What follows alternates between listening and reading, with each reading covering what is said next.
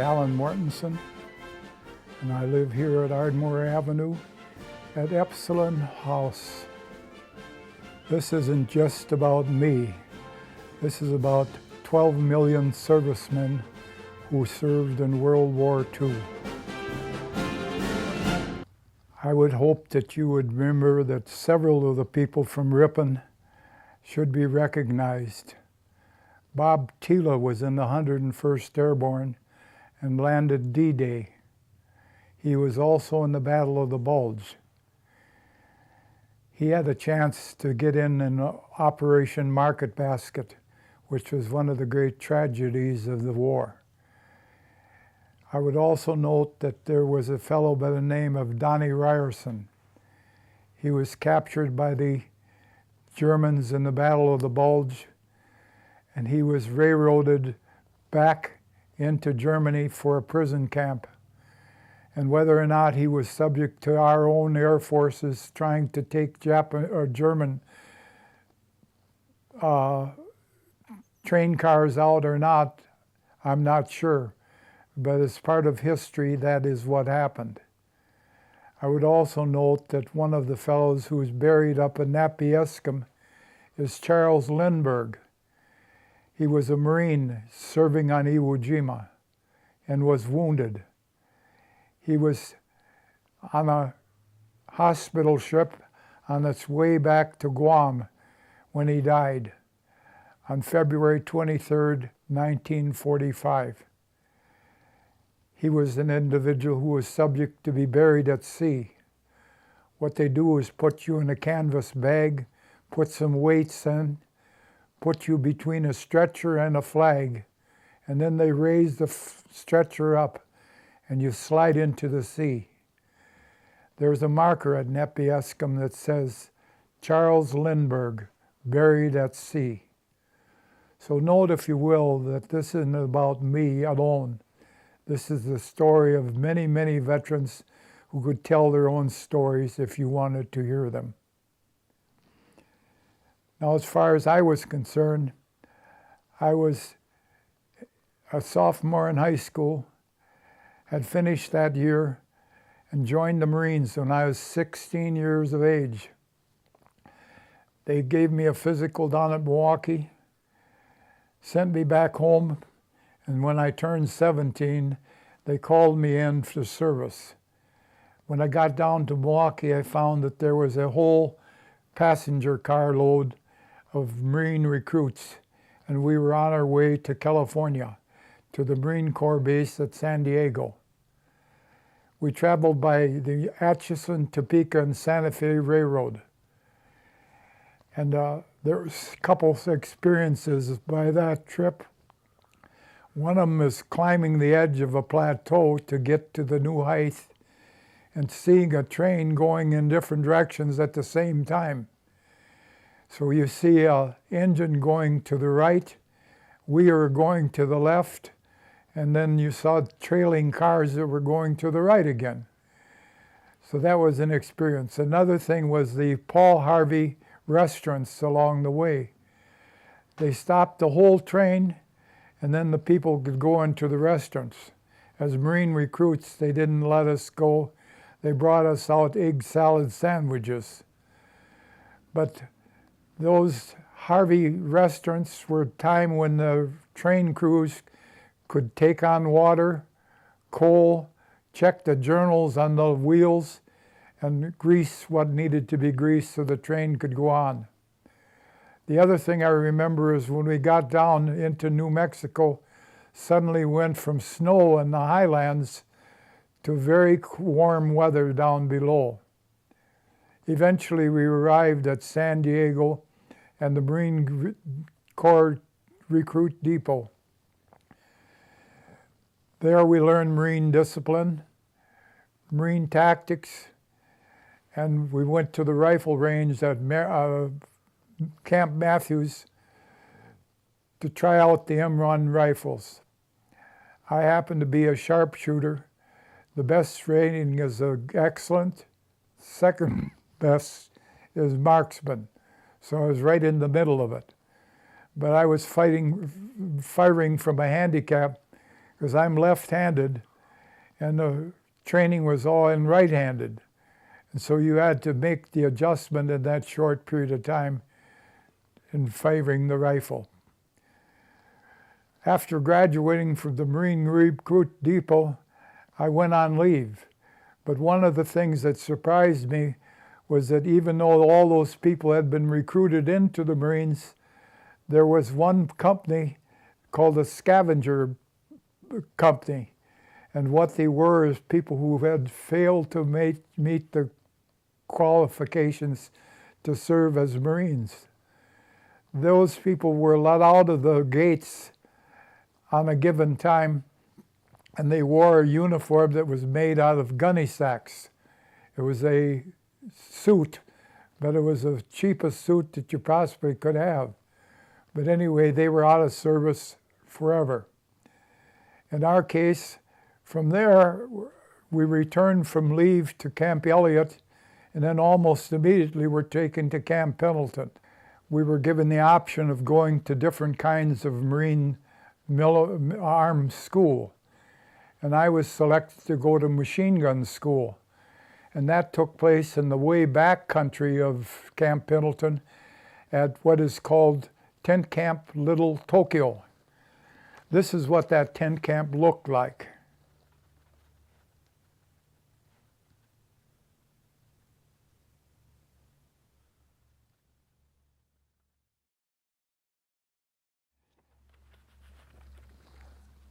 There was nothing but sand underneath the individual tents. And when we actually ate at a table rather than sitting down. So those are all pictures I took. And by the way, as we talk about pictures, I went on 3-day pass to Los Angeles, and they went to the USO. And there was an older lady there, not real old, but older. And she said, "Is there anything that you could use, Marine?" And I said, "I'd like to get a camera," because you can't get cameras at that time in history. She said, "Well, I have one, but I could sell it to you." And so I think it was either $6 or $5 or something like that. And I got a little box camera, a Kodak unit. And I used that throughout the war. And so I have pictures of Japan, I have pictures of Iwo Jima, and I have pictures of the various camps that we were at. Now, years later, when the newsletters came out for my unit, I always submitted pictures to the newsletter. And so there is a whole collection of them in the archives of Company F that my buddy Rondero had out in California. But many of them are pictures that I had that nobody else had at the time. Now, our machine gun training went on for a few weeks, and then in August of 1945, the 5th Marine Division was shipping out to Hawaii. And I was one of the individuals who was taken out of the replacement platoon or company there with the machine guns. And I found myself in the evening entering into Camp Pendleton. And almost immediately I was selected for a detail to go and help load a ship down at San Diego that would take us to Hawaii. So I learned something about timbers to make sure that trucks and jeeps and artillery pieces didn't bounce around at the bottom of a ship because they were all secured. Now, in leaving San Diego, the one thing I remember most is the sun was setting as we were leaving the port city. And our ship was already in the dark. But because the sun was shining above there, I could end up seeing San Diego and back. And all of the Pueblo-type construction and houses and the tile roofs on the homes. So that was my last look at Hawaii, or at California. Now, I think about it many times, but there were all those Marines who were aboard that same ship who never had the opportunity to look back and see what I saw then, because they ended up either being killed or wounded on Iwo Jima. Now, we sailed on the Madsen liner. It was a steamship. And although there were various precautions taken so there was no light that would shine through the portholes or through the doors or galley, into the galley or elsewhere, we basically were sailing on this ship. For my buddy, Allan Mortenson, it was an experience he couldn't take because he was seasick. And worst of all, he got assigned to galley duty. And he was cleaning greasy equipment. And he would come up and heave, go back down to work. And all I could do was smile. But it was an example of what it was in the way of assignments. The sea is one smell, land is another smell. And when we got close to Hawaii, I saw a pimple show up above the seascape. And the pimple grew into a mound. And all of a sudden, the mound turned into a very steep, pointed hill. And then all of a sudden, I recognized that there was the city of Hilo down below. It also brought with it smells. And the smells of land are there. Hawaii grew orchids, and you could smell orchids. They had sugar cane, so sugar cane in bloom also gives a smell. They had coffee plantations, so you could have smell of coffee.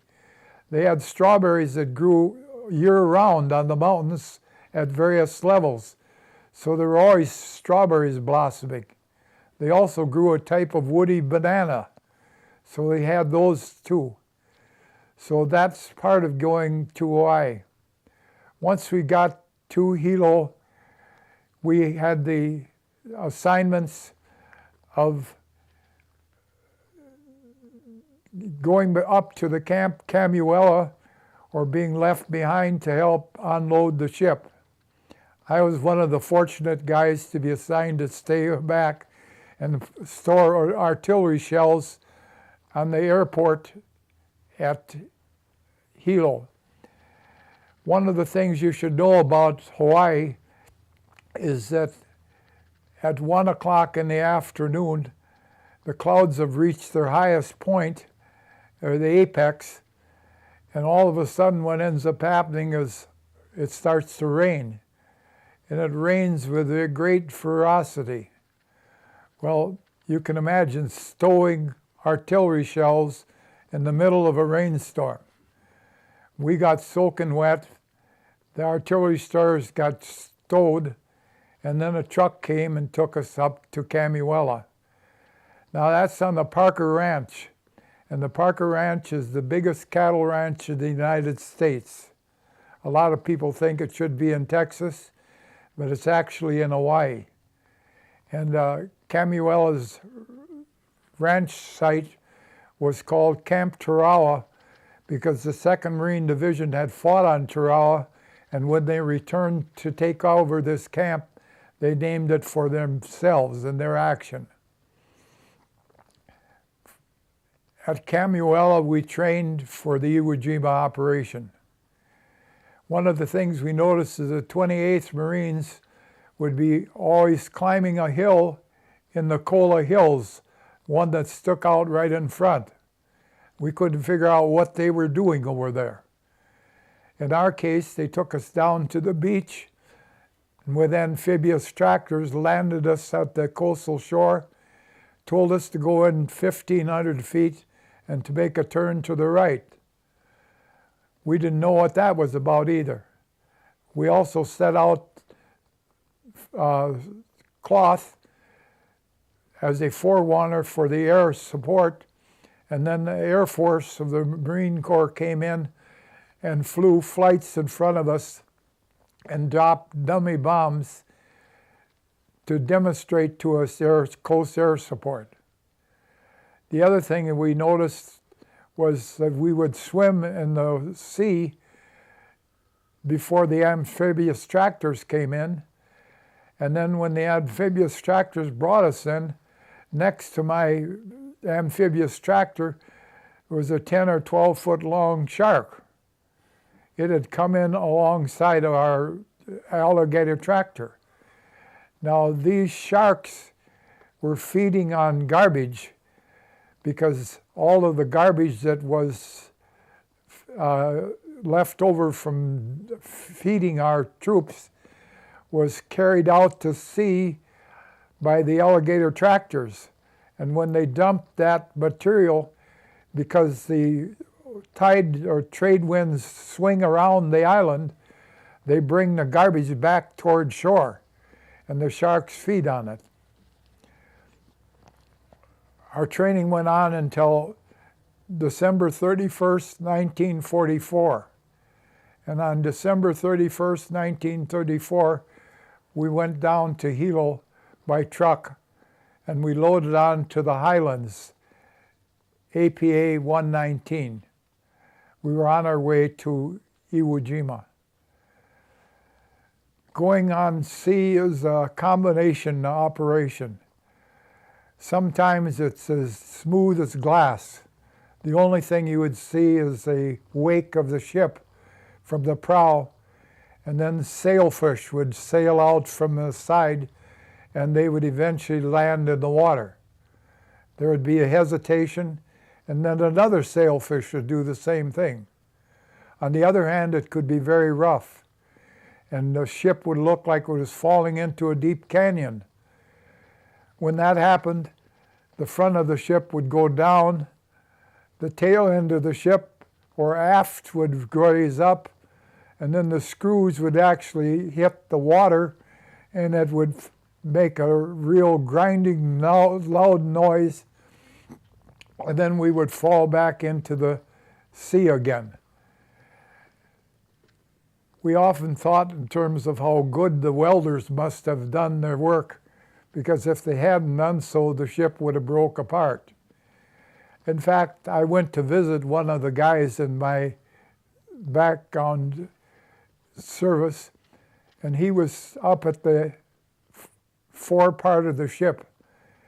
And when the ship would go through that type of action, the steel would just squeal because of all the tension it was under.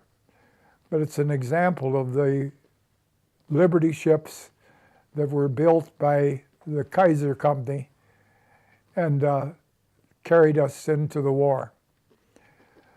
We crossed various date lines. On January 25th, we arrived at Kwajalein. I always remember that because of the fact that the lagoon was very quiet at that time. The ship's captain was traveling too fast. We were headed for a tanker that was going to take on oil for us, and we crashed into it. And the sailors on board that tanker, not knowing that we could be setting them on fire, were very, very angry about the whole thing, and they let our captain know in no uncertain terms what they thought of him. But the thing is, we did stop. They lowered the lost howitzers and the hoses, and we took on fuel. On January 31st, we crossed the international date line, and on February 14th, we arrived off from the coast of Tinian. And at that stage, we ended up going down the landing nets. That transfer was one of the things that was trying for us. The reason behind it is the trade winds blew in with waves against Tinian. And because the water off Tinian is very deep, and it's a cliff-like formation. When the waves would hit against the cliffs, they would rise way up. And then after rising way up, they would come back down. And they came back down under the highland, but the Higgins boat, which was alongside, which was going to pick us up when we came down the net, would drift very high away from the ship. And even though the motorman was working overtime to try to keep us in position, he found it almost impossible to do so. And so all of a sudden you'd find that your footing on the landing net wasn't there. And right above me was Peter J. Rondero with his BAR, Browning Automatic Rifle. It slipped off his shoulder. It passed my head. It went through the netting, ended up in the water between the Higgins boat and the ship. But what was interesting is how steep and the gradient was. Because one minute we were up even with the ship and we could look across the deck, and the next couple minutes later we were down below and we were even with the ship's screw. So it was one of the very rough things in making transfer. Now, there are many other ships that are waiting for their chance to be part of the Iwo Jima operation. And out at sea, destroyer escorts were patrolling back and forth to safeguard against Japanese submarines. The truth of the matter is that Japanese submarines at that stage of the war were not doing very much in the way of trying to hit our ships because of their tactics. One of them was that they kept their submarines in support of their battleships and aircraft carriers, and they weren't in this vicinity. The other reason is that they had islands that were bypassed, that we had taken the islands around them, but left islands back at sea that they still operated on. Well, those people were starving to death if they didn't get some kind of food and support. And so the submarines were actually being used for that purpose. So it was a matter of tactics. Now you should know that the Japanese had a superior torpedo to the American torpedo during much of that war. So as far as their ability to sink ships, they had the ability.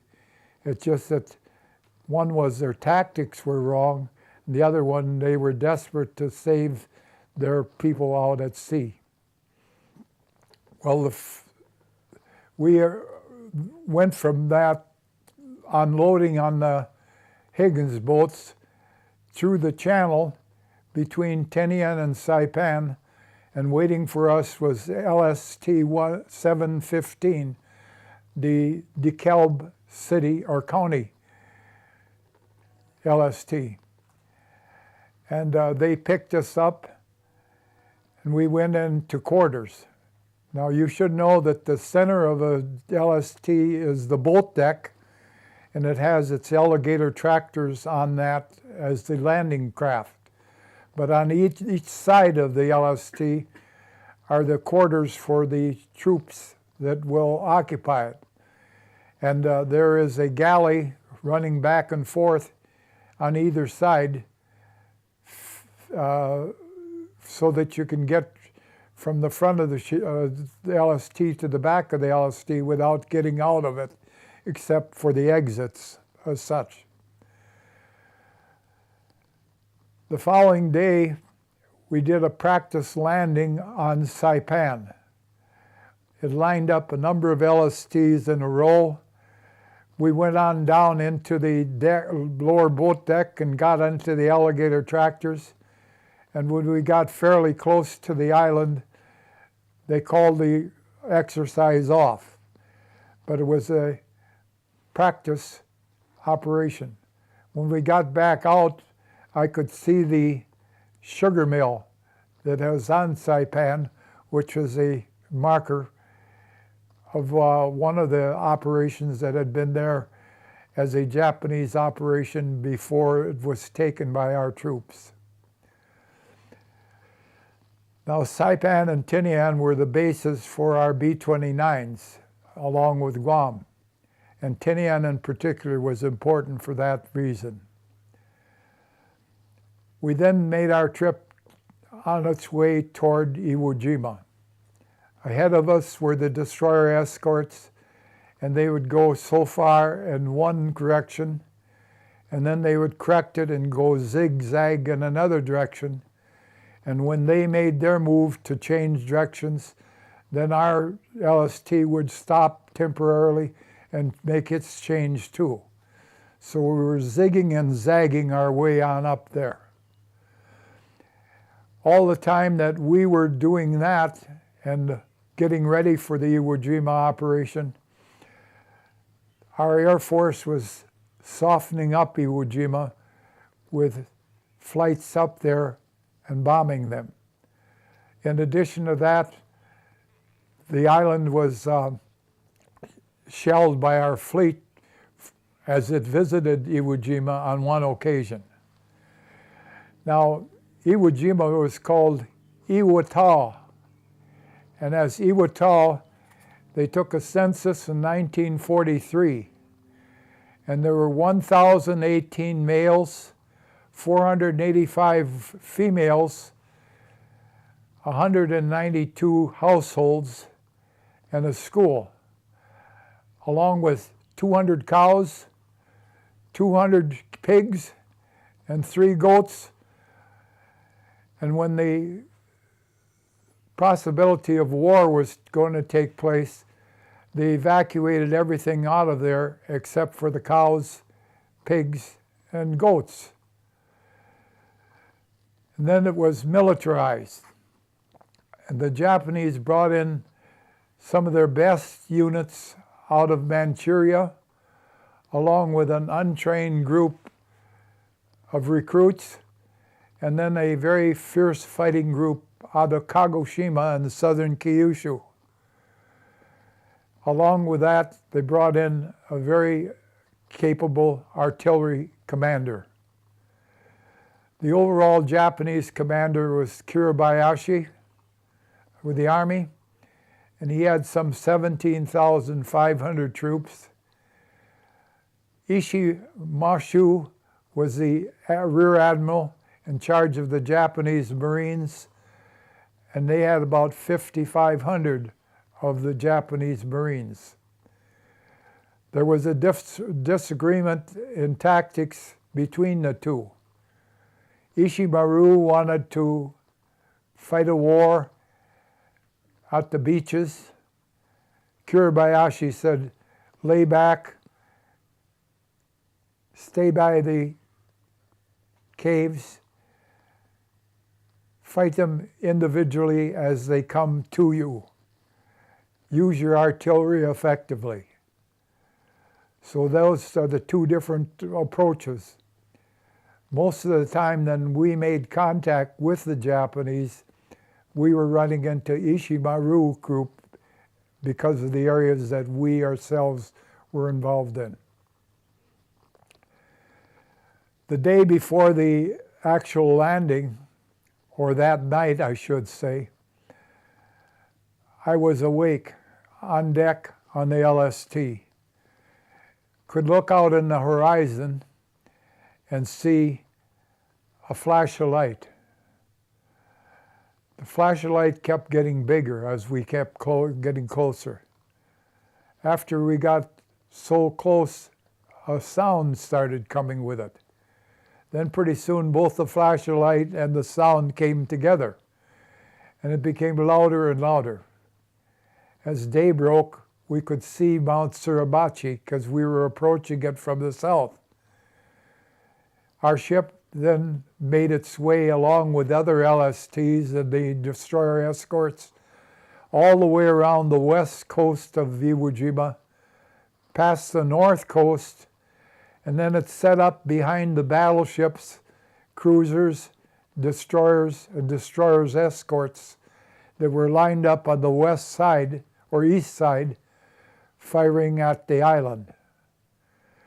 Now there is a map of the island that is a naval map, and in it it shows the assignments of each battleship, each cruiser, each destroyer, or each destroyer escort.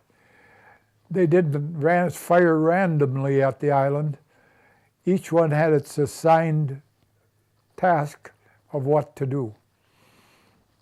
From the viewpoint of history, it would have been better had they had firing at certain strategic spots, but they didn't know the strategic spots, and as a result, of course, the Japanese had certain advantages in that respect. The final headquarters for Kiribayashi was up at Katino Point in the very northwest corner. That's exactly the furthest point from where our naval artillery was. And it was also sheltered by Hill 362 and by most of Iwo Jima. So it was on the west side north, and we were actually doing our firing from the east side and further south. Now, the morning of the actual landing, we were entertained by receiving a breakfast of steak and eggs. After being fed that well, we went down into the boat deck, got into the amphibious tractor, and then they opened the front of the LST, set down the ramp, and we were in the sea. For a while, we went to a position and then circled. The reason you circle is that the units actually have a problem if they were to bounce with the waves of washing in and going down. But because of the fact you circle, you smooth out the waves. Well, we circled as a group until such time as the Higgins boat, that was to be the lead Higgins boat, dropped the flag, and then all the LST, all the Higgins boats, or all of the alligator tractors lined up, and we headed toward the beach.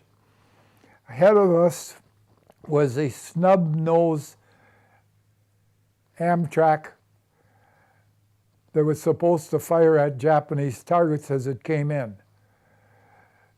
As it got closer to the beach, they saw that they couldn't climb up on the beach because the terrace was too steep, so they just turned around and went back. In my case, our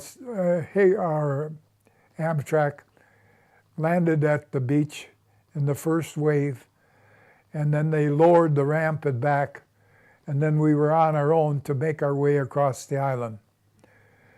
By this time, the Japanese had started to fire artillery, but for the most part, they had held off firing until they had a big enough buildup of troops coming in or already on the beach. So I was in the lucky wave in that respect. First thing I remember is the guy losing his leg at the knee. He was on his back, trying to keep the blood from spurting out, and he was doomed to die, but we were under orders to cross the island and let the corpsmen take care of the wounded. And so I was up and out, and I had found a spot in the terrace that I could get through and into. When I got up to the top, I looked at what was happening.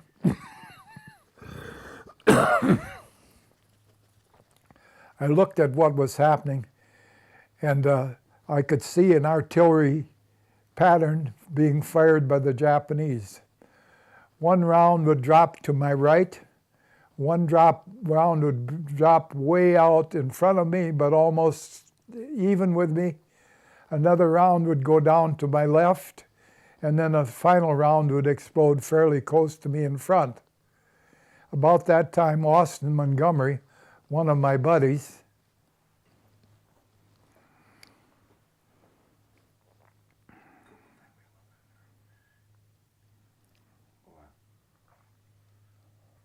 came up beside me, and I pointed out to him what I had seen, and I said if we make our way through this pattern, because they're firing it consecutively and on time, we can probably make it through.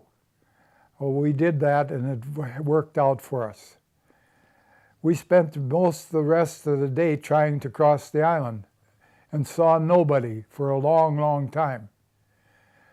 One thing we could see is to the south of us, Marines of the 28th Marines were trying to climb Mount Suribachi. There's a step up to get to the base of the mountain, and that's where they were fighting, and we could see them from a distance. The other thing we saw was the Navy Air Wing or Marine Air Wing coming off the jump carriers and the aircraft carrier Saratoga, making runs at dropping bombs at the base of Mount Suribachi to the left of us. They would fly in, drop their bombs, and then pull out, circle back, and then they would land again on the jump carrier to rearm.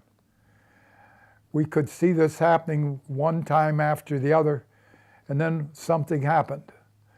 One of the pilots dropped his bomb, but instead of pulling out of the dive, he went right in with it. Apparently he had been shot and shot down.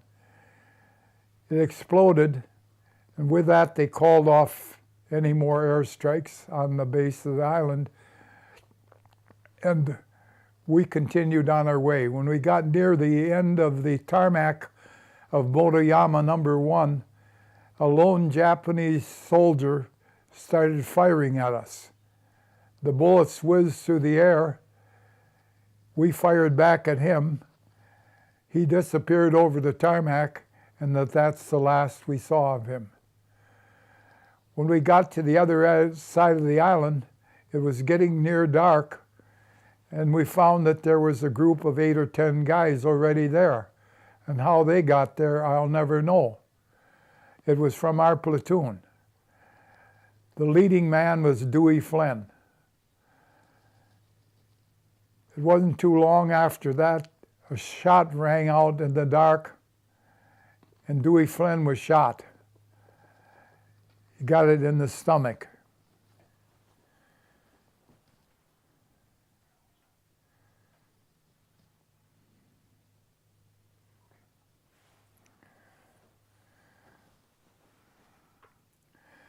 Now, when you end up getting shot in the stomach, you start mixing digestive juices with blood. And when that happens, you get peritonitis. And so Dewey Flynn was wounded, but he was destined to die. So he would be the first casualty that I knew out of my unit, although we started with 51. And basically what happened is that only about 35 or 40 ever showed up in the end. So some of them were wounded or killed out on the beaches after we had gone through, but I don't know who those were or what happened to them. After that, we set up a final protective line for the night. Now that's putting machine guns in crossfire sections, followed by BAR men that cover desolate areas in between, followed by mortars that are firing from behind to cover up holes in the line that are behind that. And then following that, we have riflemen in between. The mortarmen ended up firing parachute flares. And when the flares come down, they end up lighting up the front lines. It went on for a couple hours, and then somebody got the idea that the Japanese were attacking down Motoyama number 1 and coming at us. All of a sudden, all the machine guns opened up, all the BARs were opening up, and then somebody said ceasefire because that was a false alarm. Firing stopped. The Japanese did not try to penetrate, and that was the end of the night. We gradually made our way to the north on the west side of the island. There are a couple things that happened at that time. One night we were assigned, and we would move up at night, by the way, because that way the Japanese couldn't see us. One night we moved up, and I was with Mike Ladich right on the very west coast shore. It was kind of a dewy, rainy night. We dug our foxhole in the sand, and our foxhole kept sinking in from the sides on it because it didn't have any shape to it due to the sand. And it was wet. And then we heard somebody crawling toward us. And we thought there might be a Japanese there. And so as a result, we hugged down close to that hole that we had created as we could. And we stood ready with our guns in case he came over the edge. It would crawl, and then it would stop. Crawl, and then it would stop. We were wondering any moment he's going to come on. And then a flare lit up, and all of a sudden we recognized that a land crab was in the bottom of our foxhole. And he was trying to crawl out, and then he would fall back and rest to crawl again. We threw him out, and that was the end of that night. Another time I moved up into the center of the line with Mike. We dug our foxhole, and the Japanese got word that we were advancing, so they opened up with their artillery from the base of the amphitheater ahead of us. One round dropped in front of us. The other round went straight over our head and down the field a little, and the final round went down the field quite a ways before it exploded. And then it repeated. Then all of a sudden our artillery opened up. And it wasn't just our artillery, one gun, it was a battery. The battery rounds went around, and then it was quiet. The next day, we woke up to find out where we were. And we had actually located very close to being under a palm tree. Had one of the shells hit the palm tree, we had been covered with artillery scrap. Fortunately, it didn't happen. From there on, we moved on up to the edge of the amphitheater, and there several things were to be seen.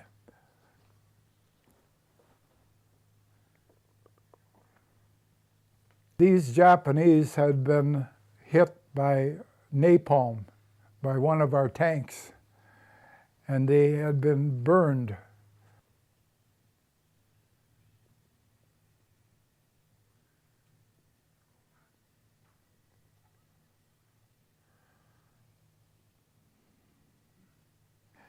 We basically waited there for our next action to take place.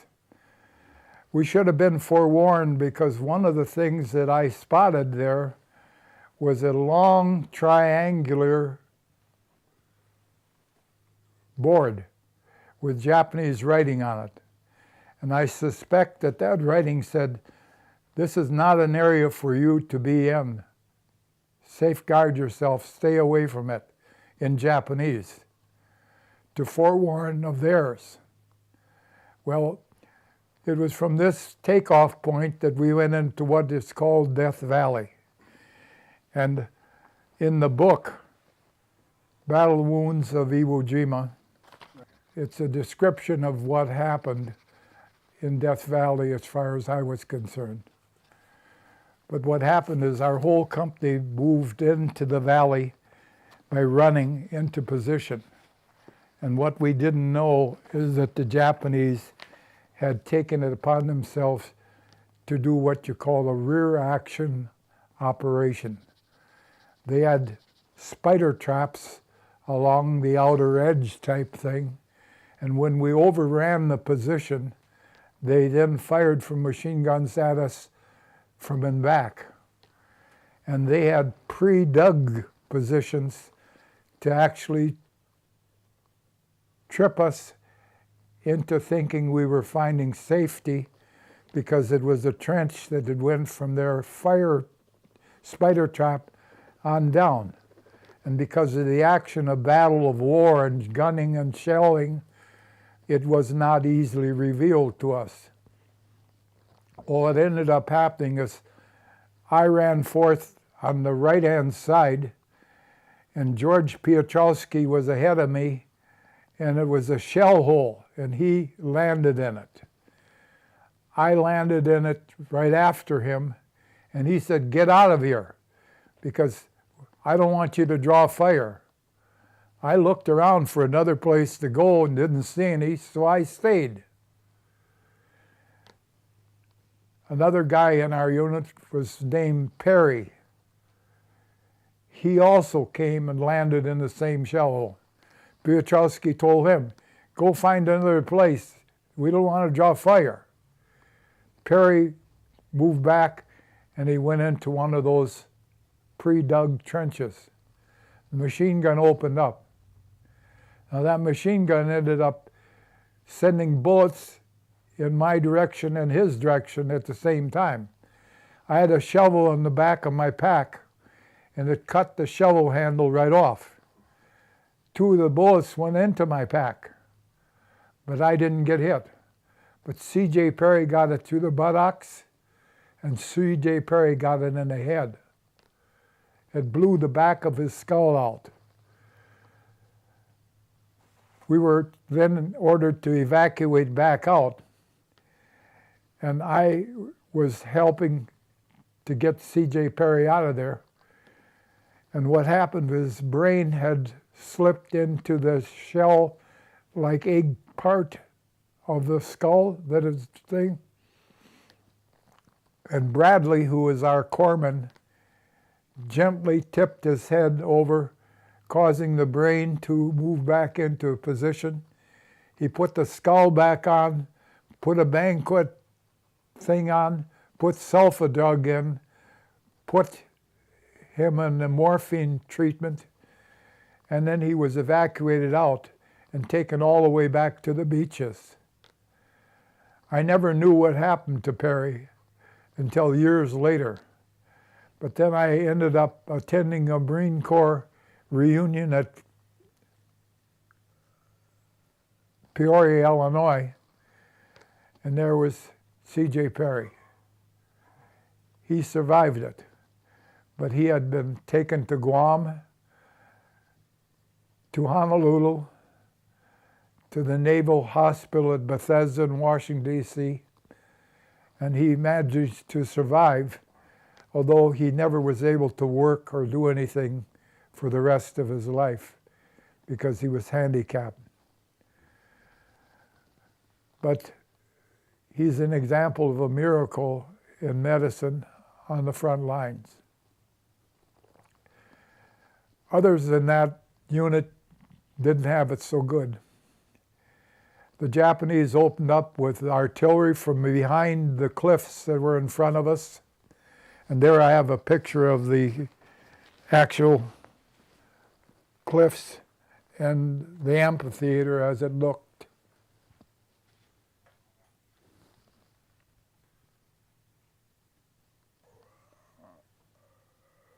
There were all kinds of casualties. Billy Menzies came up from in back along with a guy by the name of Goff and Louis Heminger. Goff ended up taking off his helmet in order to fire a bazooka at the spider trap. A rifleman in the spider trap fired before he got to fire his bazooka.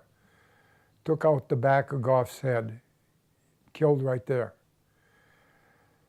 Billy Menzies picked up the bazooka, fired it, and took out the spider trap. That was our most formidable thing. The other thing that happened is the Japanese had a 300 millimeter shell that they fired in a rocket formation. It would ride up a track like a roller coaster track, and that would launch it. And it was like 8 or 10 feet long. And it was launched from near the area between the two airfields Iwo Jima 1 and 2. And those shells would then sail through the air all the way to Mount Suribachi on the southern part of the island. When they would launch it, we would hear the squealing because the wheels that supported the rocket looked like a flying LP gas tank. And it would squeal as they would launch, and then it would fly free so that the wheels in that section would fall back down. But the shell in turn would continue on its way toward Mount Suribachi. And the other thing it would do, because of the airflow behind it, it would go woof, woof, woof, woof, woof through the air as it was going through. Well, they launched one of those shells into our area. It was on a short thing, and it exploded out in front of me. And when it exploded, it sent dirt and dust all different directions. And it confused the Japanese as much as it confused us. And that was our way of getting back out of there. Now, a couple guys had unusually wonderful events happen to them. Peter J. Rondero, who I already mentioned as losing his BAR, ended up getting a bullet that came between his helmet and liner on the side. The bullet followed all the way around in the helmet and came down on the opposite side and hit the lower lobe of his ear, giving him a minor wounded in action, Purple Heart. He was lucky. One of the machine gunners, Wallace, back at the takeoff point, got a bullet directly into his helmet. But instead of it going through his liner, it ricocheted off the liner and went around and went out the back of his helmet. So when you took the liner out, it looked like it went right through his head. But he survived that type of thing. Now, little Peter Pettit was not as fortunate. A Japanese artillery shell landed right where he was. And so you would either say he's missing in action or killed in action, because there was no way you could find any parts of Peter. He just had it. But we had lost about 40 casualties, and Dr. Brown, who wrote the book Battle Wounds of Iwo Jima, cites that among other things. One of the other things he cited was one of the friends of John Bradley, who was part of the group that helped to raise the flag, although he was not a flag raiser himself. But one of his friends was Ralph Iwatowski from Milwaukee, Wisconsin. And Ralph was captured by the Japanese in the area ahead of the cliffs to the north. The Japanese not only captured him, but they cut out his tongue, took his eyes out, poured acid down his back, burned him with cigarettes, put bamboo shoots down under his fingernails. In other words, they treated him as extremely horribly as you possibly could before they hung him and killed him. They even took his testicles out and put them in his mouth. So Dr. Brown in this book cites that as one example of Japanese cruelty. Now, after Death Valley, or the Battle of the Amphitheater, we went back to the base of Mount Suribachi. And we got back there for rest. And one day we were eating a mixture of canned meat and vegetables that came off an Amtrak. In fact, the Amtrak came by us and where it was going and who it was going with or for, I don't know. But it just so happened that cases of mixed fruit and a case of mixed meats and vegetables, canned, slipped off the back of that Amtrak by accident, and I helped to get them reduced to fall off. But anyway, we were eating, and I went over to sit on a knoll, and Mike Ladich came over to sit beside me. And when he sat down and I sat down at the same thing, all of a sudden, the knoll collapsed. We were sitting on a dead Japanese, and a whole bunch of gas came up, and maggots, and a curdling mess of blood and pus and what have you. People often said, well, what did you do? What we did was we finished eating, because that was one of the better meals we had because we had nothing but K rations up until that time. After we had rested for a few days at the base of Mount Suribachi, we went back up north. And in order to do that, we went up on a road that the Japanese had done that went through a canyon area on the west side of the island. When we went through that canyon area, there was a dead Japanese that had been lifted by artillery rounds so that his body actually extended over a timber, and as a result, his body fluids were flowing into his skull. His neck had been broken, and so as a result, the skin was all that was holding the head in position. One of the guys ended up picking up a stone and throwing it. He hit the skull. It was in a morning type situation with dew coming off from the sea, so it was foggy in there.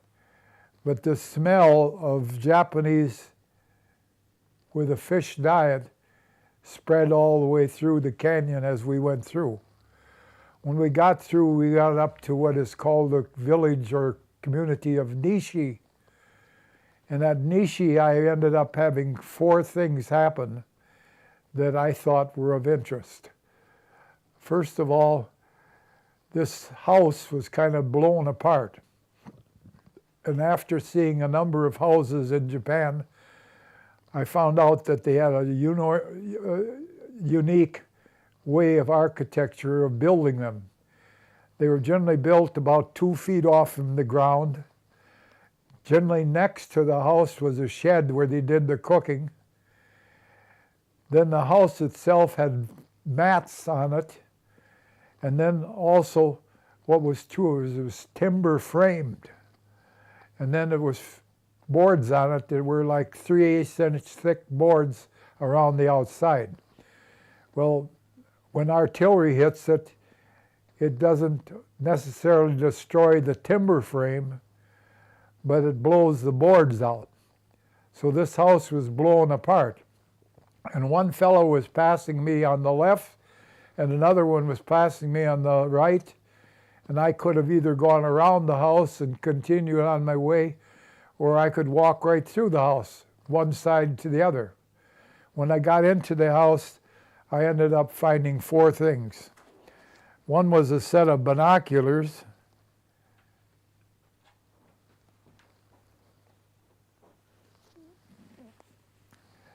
And these are they, although the binoculars aren't here anymore because my son mislaid them.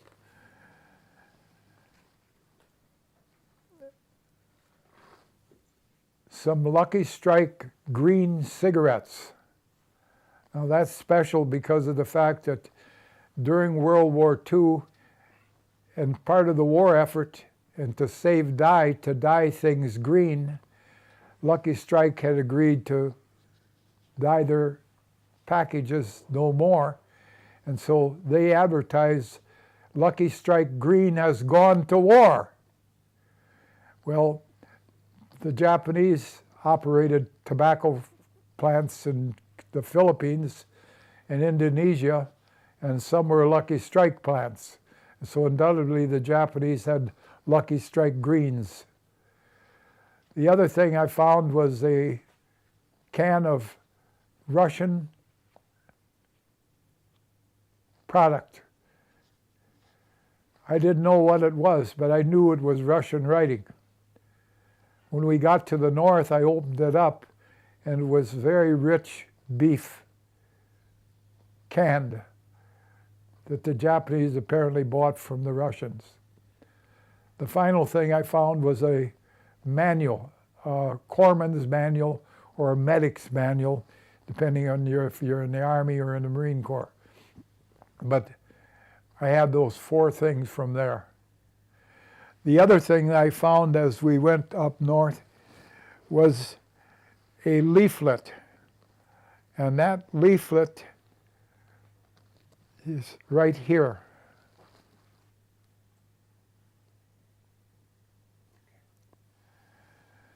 I had thought that the leaflet was actually one of them dropped by our Air Force to encourage the Japanese to surrender, because what it does is it shows some dead Japanese being shot down, and it's written in Japanese language.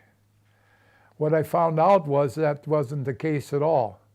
What had happened is in the last stages of the Japanese defense of the island, a Japanese plane had flown over and dropped leaflets to try to encourage their servicemen to fight on. And so when I got the language that was on the backside decoded by a woman down in Madison, Wisconsin, she said, this leaflet is actually a picture that's at the war center in Tokyo, and it's from the Russia or the Chinese-Japanese war in Formosa.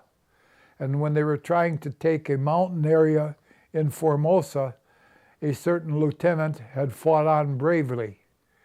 And what it was suggesting is that's what the Japanese should do, is fight to the end as such. Well, from there we went up to the north end of the island. When we got there, our artillery had ended up hitting the Japanese out in the open, and there were a number of Japanese there. We had ropes with us, and we ended up pulling the Japanese away from the areas where we were going to dig in, and then giving them a shallow burial by putting dirt over their bodies. I ended up pulling on one individual, and when I tipped him over on the other side, I found that he had a pistol. So I ended up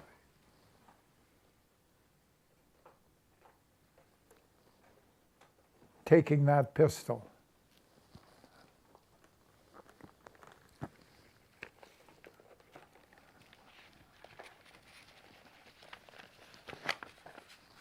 It's a Mauser type pistol, and it's a Japanese officer's type. It's 7.4 as far as its caliber is concerned. The other thing I found near at hand was a rifle. This is called a Model 99 Asuka. It fires a 31 caliber or 7.7 round. It's very accurate.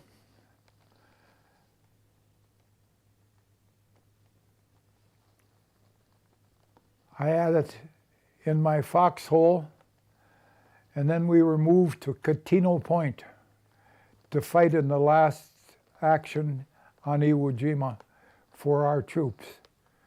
And I left the rifle behind in the foxhole wrapped up in my poncho, because earlier one of the guys had thought that I was a Japanese in the middle of the night, and he threw a phosphorus grenade into our foxhole. We got out of the foxhole in time, but my poncho didn't. And so as a result, what was left of my poncho, I wrapped in the rifle, and I left it there thinking that when we got back from Catino Point, we'd go back to the same spot. We didn't. We were taken off the line on March 16th down to the Japanese cemetery as our camping site. And when we were then asked to go along to retrieve a dead Marine, basically, I noticed when we were coming back from picking up that Marine that we were going past the same spot where I left my rifle. And so I asked the driver to stop. And he said, well, I can understand it's getting to you guys.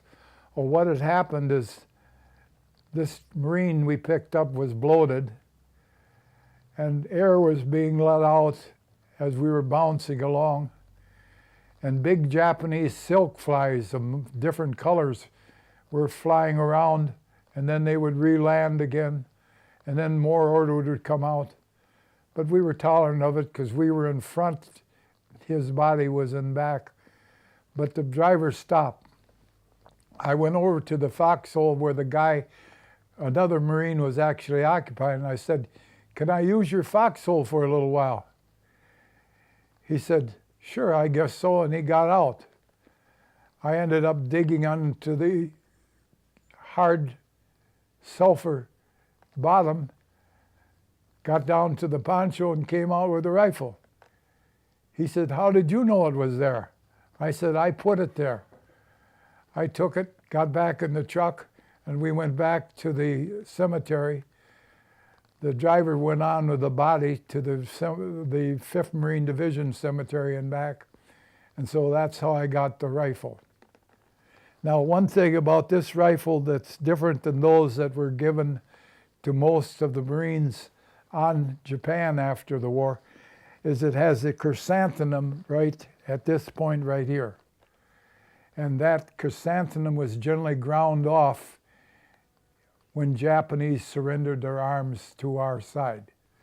So this one you can see has the chrysanthemum still on, and that's the evidence thereof. And that's because that chrysanthemum was the symbol of the imperial of the emperor. That's right, yes.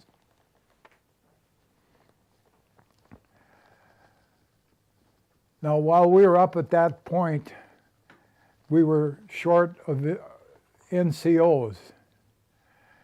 And while we were waiting to make our next advance up, a artillery pilot came flying over. And he was flying almost even with us, only slightly higher than we were as he went by. We could see him as plain as could be, and he was very close to us. When he got downwind, he turned around and came back on another pass. When he got even with us, but he was blotted out because he was lower and below a little hillet, we heard a machine gun open up. The next thing we know, we saw puffs of smoke. The motor had stopped. Then there was a crash. It was all below us on a sill on the north end of Iwo Jima. That was as much as we knew at that time. Then they sent up a replacement by the name of Benjamin Moffat, a staff sergeant. And Benjamin Moffat all of a sudden got out of his foxhole and he headed down in a ravine that was straight ahead of us. We didn't know what he was about because he hadn't given us any orders. He hadn't said anything. He just went down there. And then a knee mortar round opened up. And then he was squealing down there. And so a group of us went down to try to retrieve him. And when we got down there, he was laying on his stomach and his face was as red as a beet. And when we turned him over to tip him on a poncho to carry him back out, it all gurgled out. Both his blood and guts were blown open. And his face went from deep red ruby to kind of ashen gray. He died right there. Now, later on, when we got back up there, we went to the foxhole where he was taking off from, and we discovered all kinds of little small bottles of whiskey. He had been given a couple boxes of that stuff to share with our command. And he had drunk them all himself and then had gone down there. But before I went out of the ravine down below, I looked around. And there was a motorcycle parked near the cliff facing back toward the island. It was one of those ammo carriers that had two wide wheels in back and then an ammo box sideways on it. It was a Japanese military motorcycle. The other thing I noticed was the pilot. That plane had come down and its landing gear had collapsed. The motor had broken free. The fiber had all burned off, but the rest of it was intact.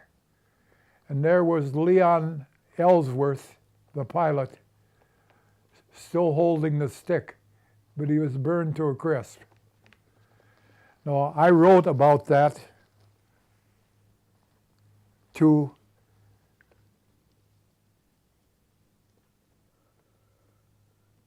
Colonel Waterhouse, who was a Marine on Iwo Jima, who got wounded in the arm, and he got going to art school after World War II, and as well, he became the artist in residence. And so he gave me a picture.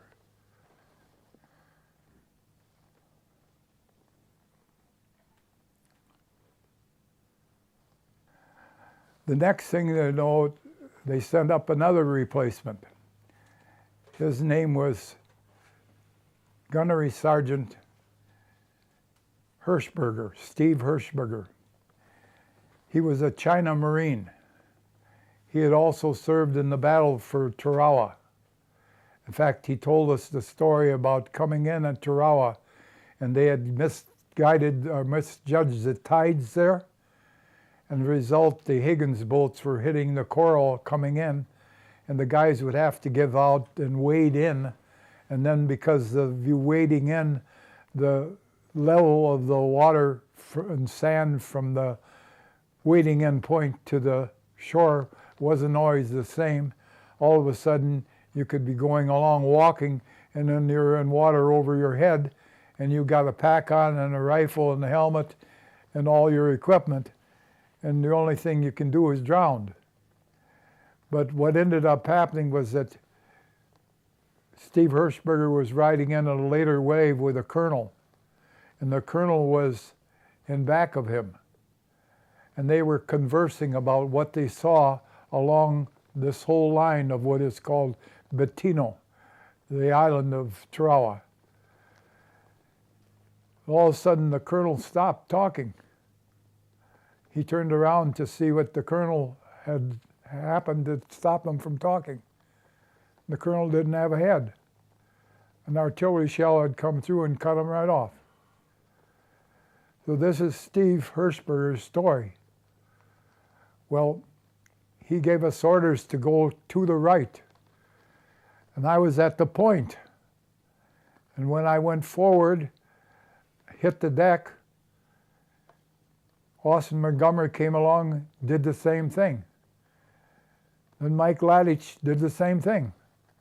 It's a way of advancing step by step. About that time, a machine gun opened up right in front of us. They had been observing us for days and hadn't done anything about it.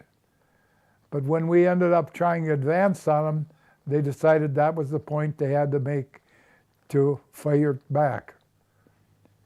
Well, they didn't get us because we were down, but they got Steve Hirschberger. Killed him right there. Well, after a few days of that moving forward in that position,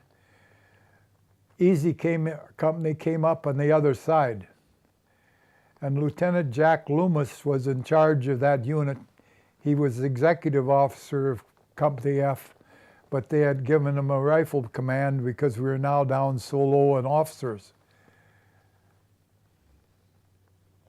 Jack Loomis stepped on a mine, blew his leg off, left his other leg just barely on. They exported him or evacuated him to the hospital, field hospital, and he died right there. They awarded him the Congressional Medal of Honor. His unit took with a tank, took out that emplacement where the machine gun had fired on me, and that had cleared the area along the way. That particular mined area was where our truck came through, 3/4 ton truck, to pick up that dead guy. So if there had been another mine in that area and we had hit it, we'd have probably not been around either. From there we went to Catino Point. Catino Point was the last defense area that the Japanese had in the very northwest corner of the island. It had been made into a concrete bunker 100 feet by 100 feet with rooms. It was the headquarters for Kiribayashi. There were some sea stacks with cliffs on either side. A little Japanese got up on top of one of the sea stacks, and I think it took 100 rounds to bring him down, because everybody fired at one time and nobody took credit, but he was dead. We also at that time tried to eliminate that particular position by lowering gasoline with shape charges and composition 2 satchels over the cliff facing toward the opening in the cliff facing the sea. When we'd let off one of those charges, we could hear the rifle shells inside explode because they would set fire to those areas. But what we didn't know is that's where the headquarters for Kiribayashi was, and that's where he had about 350 or 400 of his followers in that area yet at the last stages of the battle. I almost got killed up there too. I got ahead of that machine gun in that area between the sea stacks and the sea. And when I got ahead of it, the machine gun on the side started opening up. The only way I could evacuate out was to go back the way I came. And if I did, I was going right into machine gun fire. Cliff Olson was in our unit. He recognized where the machine gun fire was coming from. He began to fire into the aperture of it. That stopped him from firing. I got back out. When I got back out, we were trying to get on another side of the Japanese emplacement, and a sailor came up. He was dressed in dress blues. We asked him what he was doing up there. We said, just hunting for a few souvenirs. He said, this is a dangerous area. There's no reason for you to be here. Oh, I'll find something, he said. About that time, a sniper's rifle broke out. He dropped dead. I had another experience up there. I was pulled off the line. I was told that there was a place where runners went through and they were getting shot by snipers, and that I should be on one side where they knew the sniper didn't see me and warn them when they come through. The only problem was that the guy came around the corner, and then that's when I could talk to him. But I didn't have any forewarning to talk to him. Well, what ended up happening is I waited A guy came around the corner. I said, "Keep moving. You can get shot." The guy says, "What?" He stopped. A sniper's bullet rang out. He got shot in the arm or the shoulder. He dropped his load and disappeared going backwards. Now I did one of two things. I either caused him to only be wounded, or I saved him from being killed. But irregardless, that's what happened. They came back and retrieved me and got me back in my own line again. But the thing is, I often thought, here I'm sitting out in the open, any guy could come along in Japanese and fire at me and I wouldn't see him before he got his first round in. But it was like waiting and not knowing what was going to happen again. From there we went back to the Japanese cemetery. We were off the line. I took a picture of what was left of our group at that stage, and it amounted to 14 guys.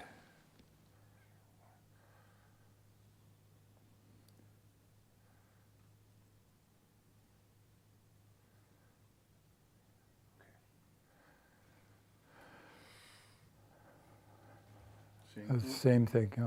Okay. So we had started out with 51.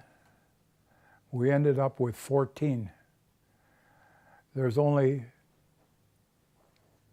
11 on that picture. I took the picture, and the lieutenant and Billy Menges were down at the dedication for the 5th Marine Division Cemetery at that time. So that was what was left of us. Now there's one other thing that I would call to your attention, and that is I was asked by Nyland Nelson, who was a runner, to go with him to carry a message to headquarters. And that was along the cliffs in the amphitheater between the cemetery and between Motoyama number 1 and Motoyama number 2. When we were going that way, a lone Japanese straggler fired a machine gun at us from a great distance. He missed us, but then he stopped firing. We continued on our way. But apparently our engineering unit had discovered a cache of Japanese arms hidden in a cave that was not tunneled or anything. It was just a tunneled out area, but not going anywhere, with boxes of Japanese ammunition and so forth. One of the items that they had, of course, was hand grenades. So I took 2 hand grenades out of the box and I said, "You go on and finish your mission, and when you come back, I'll see if I can disarm them." And so I ended up getting a Japanese hand grenade. I took it apart by screwing out the fuse. I pulled the pin, blew the fuse, and then I took out the inside, and that had, of course, an explosive pack that was in the form of a gel. Then I put it back together, and I did that to 2 of them. I gave one to Nyland, and I had one myself. And this is how I came by a Japanese hand grenade. Now, the last night we were on Iwo Jima,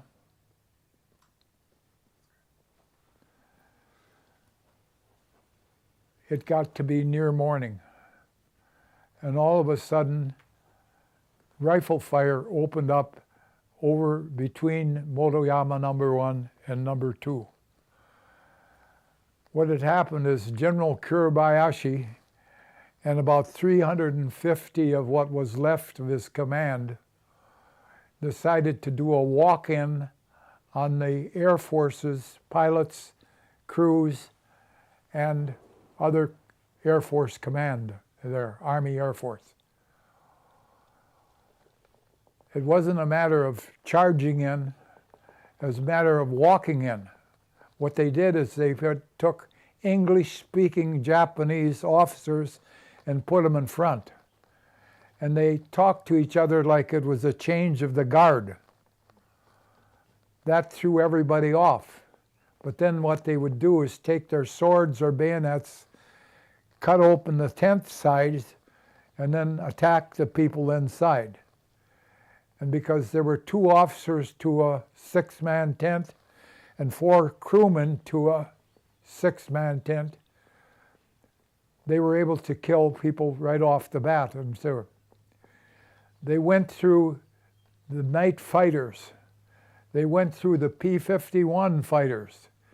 They went through the air crews of both of them. They went through a signal corps. They went through a communications corps. They went through a hospital unit. They went through a CV unit. Unit after unit the Japanese were going through. Then they finally came upon the Black Marines. There was a Marine unit that was all colored, called the Pioneer Battalion. And the Pioneer Battalion was supposed to evacuate just as we were that same day. But instead of that, they were the last line of duty. They opened up, they found 40 swords, and there probably were more, because when there's a sword, you don't end up letting anybody know about it, because the officers end up saying, well, that's part of the command. It's our sword. So colored guys in particular, no doubt hid swords, because that was the only way that they could keep them taken away from them. But anyway, it killed something like 200 or 250 Japanese. They captured 18 or 20 of them. But it was the last hurrah for Kiribayashi and his corps. Now, Kiribayashi was wounded.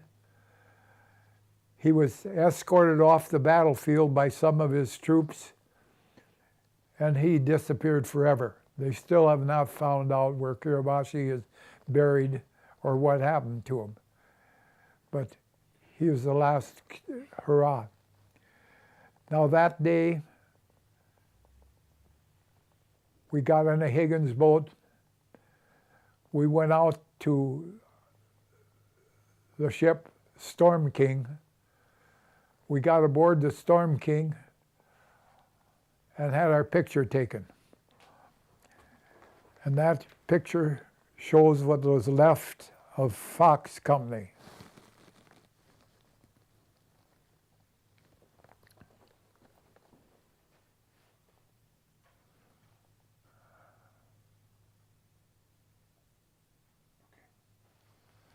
So we started with over 250, and we ended up with about 40. And of course, that's the story of Iwo Jima. From Iwo Jima, we went back to Hawaii to Hilo. And we left on March 27th. We arrived back in April. When we got at Hilo, they took us to Hanako on the narrow gauge railroad, flat cars. One of the things that was very interesting is that the railroad passes underneath some of the roadways with bridges over the top.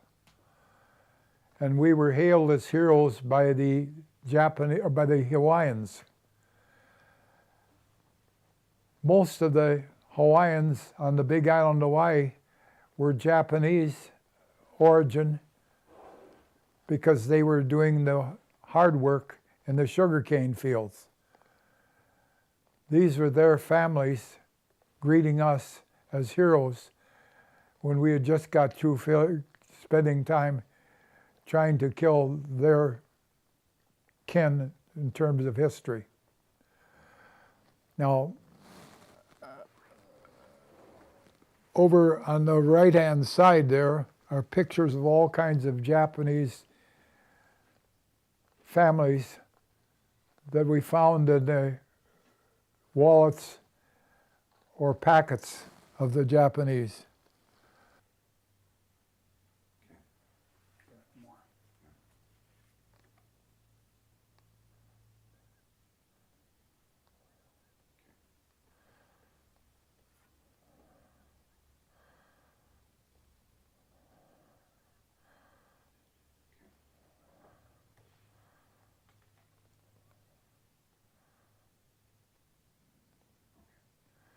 Well, the point is that they have families just like us.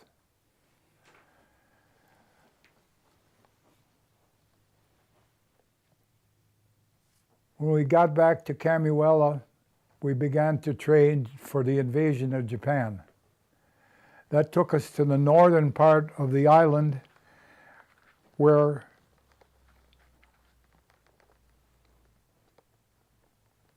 King Kamehameha statue is. And there's a picture of a gorge of where he trained. Because we were supposed to invade Japan in Kyushu, south of Nagasaki and north of Kagoshima on the west side of the island, the terrain features were like that. So it was one of the simulations that you do in preparation for an invasion. What happened, however, was that on August 6, 1945, they dropped the atomic bomb on Hiroshima. And I, of course, have the orders for the pilot over there on what to do.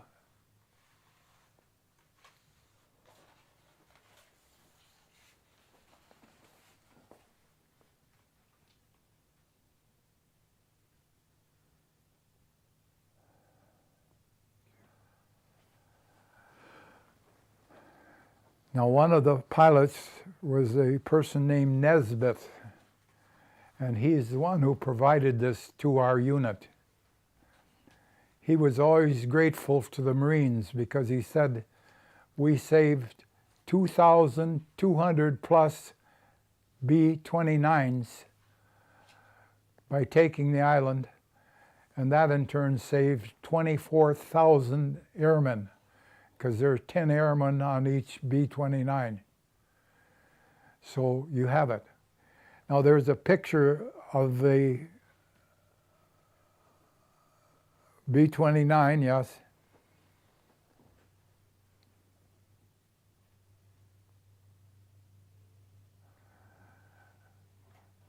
And there's also a picture of Iwo Jima's airfield showing some of the wrecks or some of the planes that had to land.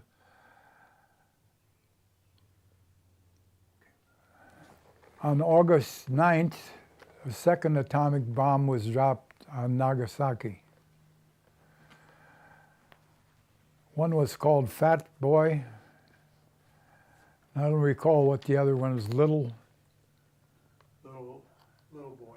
Little Boy and Fat Boy, or Fat Boy and, yeah, Tall Boy, that was it, I think. Yeah. But anyway, those were the two different bombs. They were not identical. When the atomic bomb was dropped on Nagasaki, some people were close to the bomb and some were further away. So they became casualties. And it so happened that I was at Saga. Well, Saga was one of the towns that wasn't burned out, because there were 64 cities burned out. And that was one that was bypassed. Well, as a result, the refugees from Nagasaki were sent to various places, some of which were sent to Saga. You want this?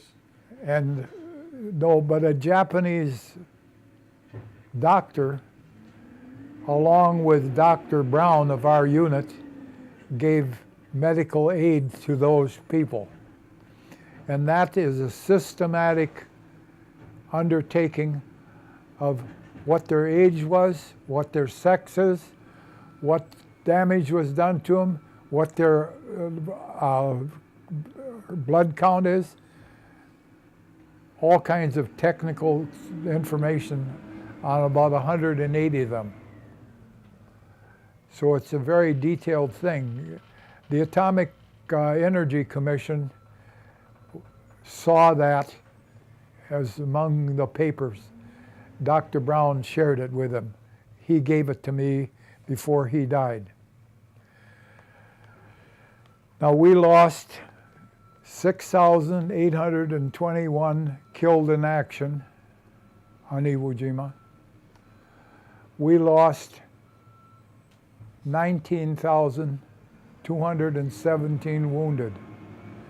Another 300 were lost on the Bismarck when it was sunk by kamikaze pilots on February 21st.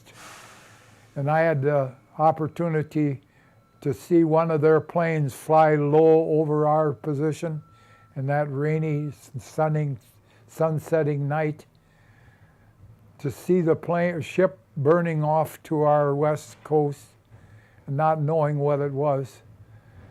But then later on, reading the book, The Last Zero Pilots, and in it they talked about where they came from in Kyushu, how they gathered at Jima, how they flew the mission, how some of them were sent to their death because they were going to be the ones that were the kamikazes, how some were sent to observe, to overlook, to see that they had carried out the mission and how successful it was. They hit the Saratoga, which was the oldest aircraft carrier in the fleet, and disabled it. They sunk the Bismarck C. They did damage to another jump carrier. They did damage to an LST, and they did damage to a troop transport. One of the ships that had followed after from Saipan up to Iwo Jima was the very ship that we were on, the Highlands, that had taken us from Hawaii all the way to Saipan. That ship was on hand and saved 120 of the Bismarck C crew who jumped into the water and were saved from that sinking ship. So that's tie-in. Now, my tour of duty in Japan starts out at Sasebo. And there was an interesting thing because there's a long, narrow channel leading into the harbor at Sasebo. In order for us to know how to go in the channel, we needed a pilot. And so a Japanese pilot was taken on to guide us into the harbor following the end of the war. When we got into the inner harbor, to the south of us was a Japanese aircraft carrier that was still being built. The plates were of different color and of different stages of rust, and the ship was actually listing to one side. When we got into the inner harbor, there was a building going on of creating submarines. And so we could see the fabrication going on to create a submarine, and that's it. Then we went down the main drag into the town.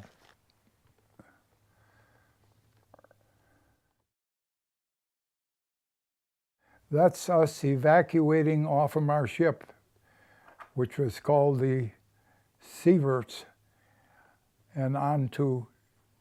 This looks more like when you came in to occupy. That's right. Yeah, at Sasebo. Okay. And then the picture right alongside of it was where our platoon was sent, and we were to be the first CP in Japan for the 5th Marine Division. Remember I told you that our unit had been the only one to hit its target the first day, and so we were honored by given that opportunity. And underneath that place was the Japanese Air Control Center for all southern Japan. And it was maps, one set on the wall leading from Guam, Saipan, and Tinian to Japan by way of the Banan Islands or Iwo Jima. The other one was a route that came from China, Formosa, or Taiwan, and the Philippines. So they were plotting it. And then there were caverns, a cave set up with all kinds of shortwave radio equipment for information being brought in so it could be posted. So that was underground headquarters is what it amounted to. Now I was given the job of guarding the entrance on the rear side. That's what's interesting about that is that the person doing the photography wanted me to get out of the picture so he could just take a picture of the entrance. And I told him, I said, well, if you put me in it, you'll have some perspective. And he agreed then, and I got taken into the picture. But you can see that that building where I'm guarding matches the picture on a previous page on the underground facility. Now, from Sasebo, we went to Saga. From Saga, we went to Krume, and Krume was burned out except for the city hall. So it stood out by itself in concrete, but you could see where the streets were and where the buildings must have been, but they're all wooden, all burned out. From there we went to Kagoshima and saw the same thing. But at Kagoshima we saw the defense that they were going to set up, because Kagoshima is a crater, but it's sea level crater. And it has walls that open up on either side, but the wall of the crater was open so that you could enter from the sea. Well, what they were going to do is set up their artillery along the interior side of the crater so that our Navy gunfire couldn't do damage to them. And then they were going to fire down on us as we landed on the beaches inside. Also on either side, they had explosive gunboats loaded with explosive charges. So they could come out at either side when our Higgins boats or our alligator tractors came out, so they could ram us and blow us up. And of course, one Japanese 26 or 15 or 18 Marines was a willing charge as far as they were concerned. We saw all kinds of equipment that way. I was also in on the surrender of various Japanese divisions, and what would happen is there would be a field, no Japanese soldiers present other than cadre, and there would be machine guns all lined up, rifles all lined up, swords all lined up. Swords came first, but then artillery as such. We would accept the surrender and the equipment, and of course among the things I got was this rifle.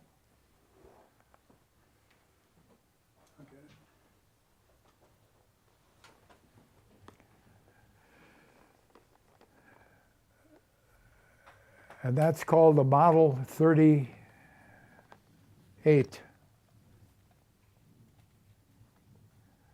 And it was actually first used in 1908 in the Russo-Japanese War era. I looked it up on the computer and they said that this is a very accurate rifle, very well made. The only thing is it fires a 6.5 round, which is about a 25 caliber. So they wanted something with more caliber to it. The other rifle is a 31 caliber. Now the other day, Gibbs Stolborough was over, a person named Jolly had made a contribution of a bayonet to the Historical Society. He wanted to know what that bayonet fit.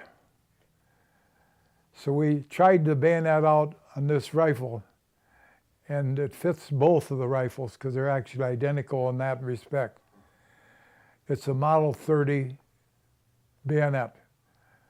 So we had the connective links between the two. From Kagoshima, I went to Miyazaki. From Miyazaki to Miyakanojo. From Miyakanojo to Oita. From there to Beppu. From there to Hita. To there to Fukuoka. And then back to Sasebo. So I circled the whole island in this tour of Japan duty.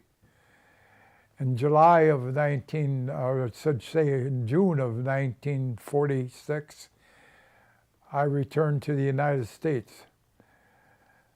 Got home in time to enroll in high school. 47 of the guys who were enrolled in Wassa High School in that year were ex-servicemen. So there were a lot of 18-year-olds, 17-year-olds who served in that war. Now, as far as war is concerned, the younger they are, the better they are for the service. The reason behind it is that older people have something to live for because they have family. Younger people don't think as much about the safety of their makeup. If you do it sometime, look up the Civil War and note that the average age was something like 16. There were 14-year-olds, 13-year-olds, even 10-year-old drummer boys. But the thing is, they were very young in general. And not only that, in the Civil War, if you didn't want to serve, you could hire out somebody to serve. And what often happened is they got hired out, went over the hill, took another place for another guy in another unit in another state. So the same person might be enrolled 4 or 5 times as a young guy and get away with it. Of course, they didn't have IDs, didn't have fingerprints, didn't have pictures of the servicemen, so that was it. I finished up high school in 1 year, went to the University Extension for 2 years, and then came the Korean War. I was in the reserve. So the next thing I know, I was being called up for the Marine service again. This time they recognized me for my intelligence and for my education. They ran an intelligence test and said that I was 128 to 32 in the score, which put me in a 2% category. So I got signed Great Lakes Sergeant of the Guard, taking care of the brig down there as one of the many people on that duty.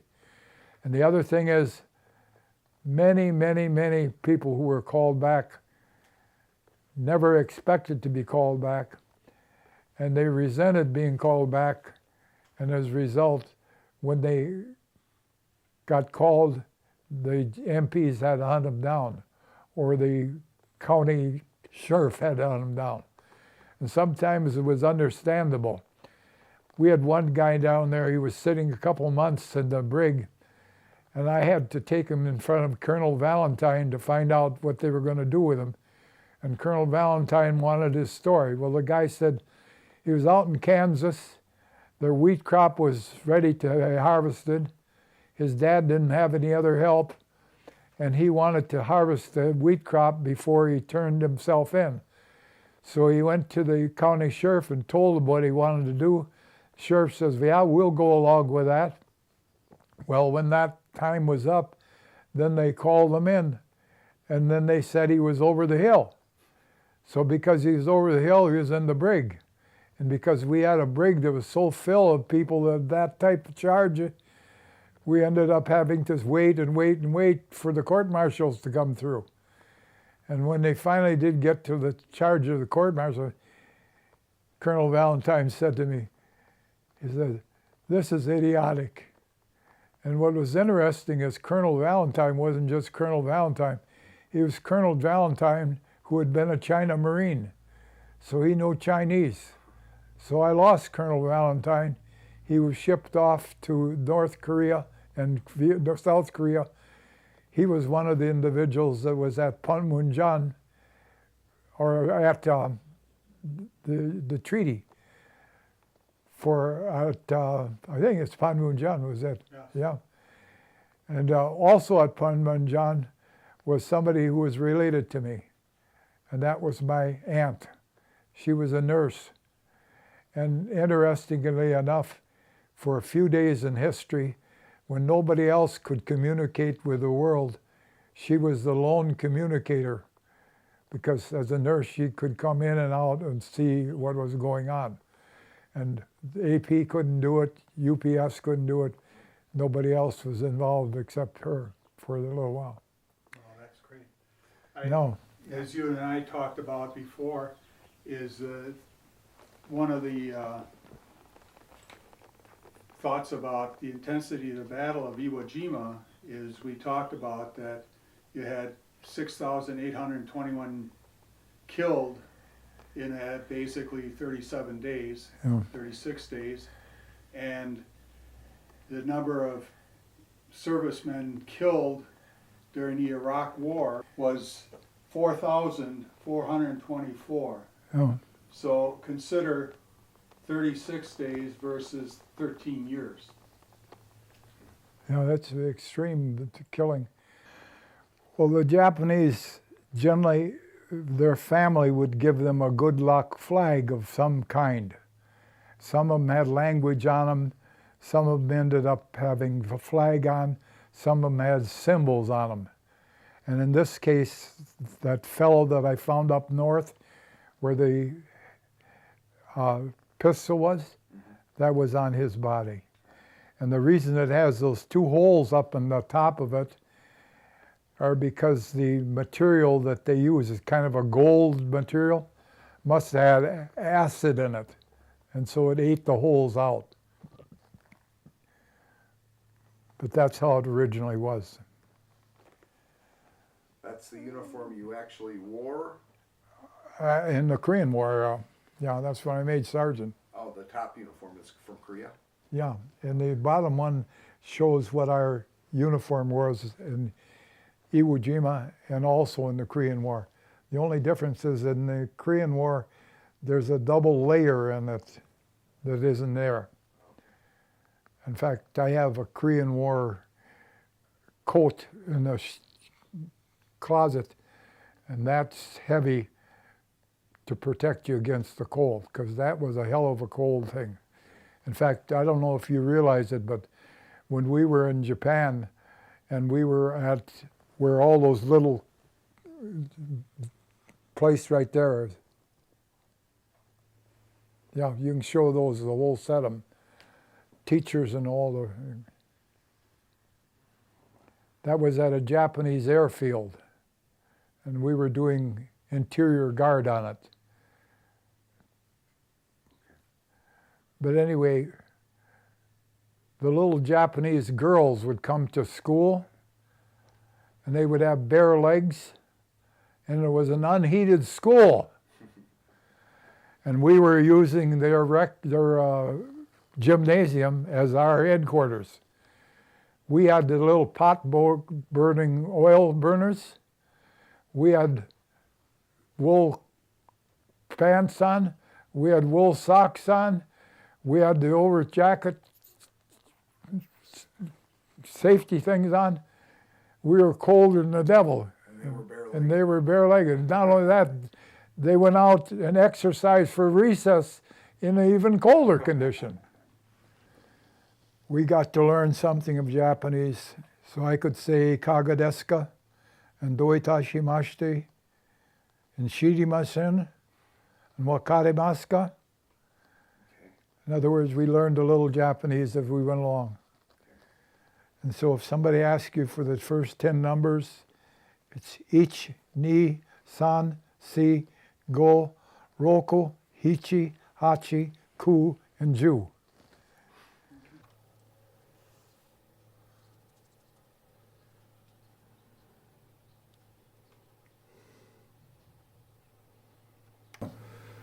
when I was young. Just a boy, and asked my mother, what would it be? Will I be handsome? Will I be rich? Here's what she said to me. Say, Shara, Shara, whatever the road will be.